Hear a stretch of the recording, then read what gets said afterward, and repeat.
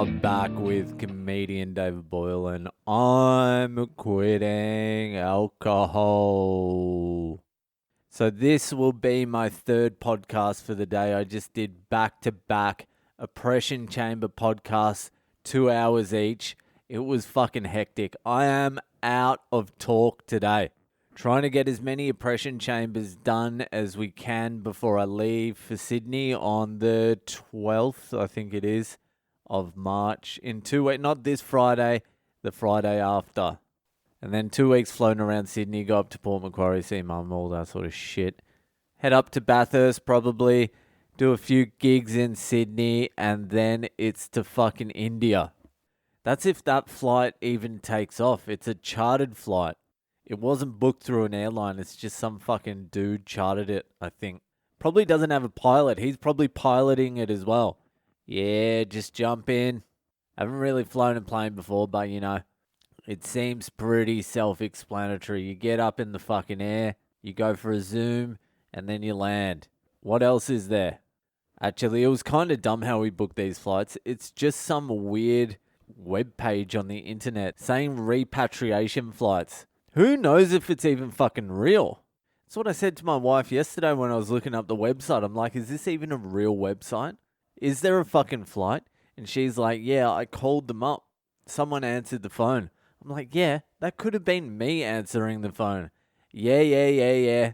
There's heaps of flights going. Yeah, every day. Yeah, the government fucking loves the flights. Just transfer that 4,000 over. Yeah, the flights are going. But you go on Skyscanner and there's flights leaving every day to India. So I don't know what the fuck that's about. Like, Eddie had a flying every day from Melbourne to India. Well, they have flights, but I assume all they're going to do is you book it, they cancel it, and then they give you a fucking credit. A fucking flight credit. Sorry, this flight was cancelled due to COVID restrictions. Here is a $400 credit. And then when they do start flying, they'll jack the price up and you still have to go with them because you don't want to lose the $400 credit. Fucking tricky cunts they are. I was looking on Skyscanner as well to see what the COVID restrictions were for like all the different countries. And pretty much the easiest country to get into in the world is the US. You can just rock up. There's no restrictions at all. Unless you're Mexican, I suppose. And if you're Mexican, really all you need to do is walk around a wall. Don't even climb it, just go around it. So the US is just like, come in, we're fucking keen. We don't give a fuck. That seems weird because usually it's a kind of hard place to get into. Now they're just fucking open. Just rock up if you're from fucking Somalia, Bhutan, Niger. No, I don't know if you can rock up if you're from Niger. If there's any Nigers listening, this is not official information. I'm not entirely sure. You would have to check with your Niger embassy before traveling. I think the other country with no restrictions was like Egypt and Somalia. No, I think Egypt, you even needed a letter from like your mum saying you passed the COVID test to get in. But you had to promise it was from your mum. You didn't forge it.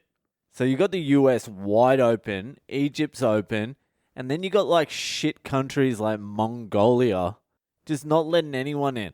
It's like, shut up, Mongolia. Genghis Khan died like 20 years ago. Fucking open your borders so we can party. But besides those, everywhere you got to fucking quarantine or you're not allowed in or you need some fucking crazy insurance. Cambodia, I think you need $50,000 worth of insurance. It's like, what? I can get breast implants, penis enlargement, and teeth whitening for like $90 over there, all from the same guy too. Maybe I'll just do a few things in India. I heard the Himalayas is fucking empty. Base camp Everest is fucking deserted. I can just rock up. Usually there's like fucking thousands of people there. There's like lines of people trying to get up the fucking mountain. Now it's deserted and Sherpas are just at the bottom of Everest just fucking smoking crack, selling their body for a little bit of fucking meth. So I might just rock up to Everest at some point. I'll take a walking stick, obviously. But if I get there and I feel up to it, I might just climb to the top. I don't know. It just depends how I'm feeling at the time. If I'm feeling all right, if I'm in a good mood and I get to base camp Everest, I might just continue all the way to the top. I saw a clip of some guy with no legs climb Everest. How hard could it be? I've got 2 legs. He had none. And a blind guy, he can't even find where he's going. And what's the blind guy going to do at the top anyway? Look at the view. Just take him to a rock outside and just start throwing ice cubes at him. Charge him $18,000 for it. Yeah, we're at the top.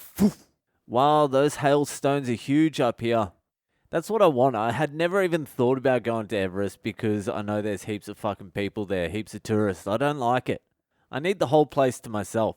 When I was in Egypt a few years back, like 3 or 4 years back, I went to the place where the Valley of the Kings is, Luxor. That is a miracle I fucking remembered that name. But when I got to Luxor, it was night and I found a bar and I was drinking at a bar and some guy gave me a tip. He's like, if you're going to go see the fucking, what are they called? The fucking graves, the tombs. If you're going to go see the tombs, do it first thing in the morning, like 6 a.m. because once it hits about 11 in Luxor, it gets to like 45, 50 degrees Celsius. So I'm like, I don't really want to get up early, but fuck, I'll do it.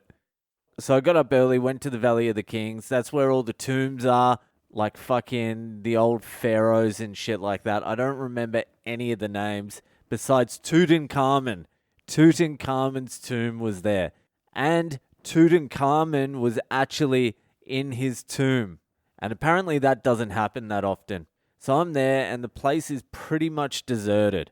And I go down to the Toot's tomb and there's a security guard there and he's talking to an Indian guy. And the Indian guy is trying to bribe the security guard to take a photo of the Toot. So they're having some weird fucking argument. The security guard starts getting nervous and wants to walk the Indian guy away so he can collect his money. I don't know why. But they ended up fucking walking somewhere else. So I'm completely alone in Tutankhamun's tomb with Tutankhamun by myself, just me and him. And I walk up to the Toot and he's just there. And I said this. I actually did say this and I said it out loud too. We meet again, old friend. So I said that out loud. And for that moment, I said that I truly believed me and Tutankhamun used to hang out back in the day. So I got about 2 minutes in Tutankhamun's tomb, just me and him, in complete silence. There was no one else around. It was fucking a little bit surreal. Then after about 2 minutes, the Indian guy comes fucking yelling and screaming back, wanting to take a picture. So I bailed. But it was good catching up with the Toot again. Hadn't seen him in a while. And it was actually lucky I left so early in the morning because by 10 o'clock, it was so fucking hot there that I had to go back to the room from 10 o'clock till 6 p.m.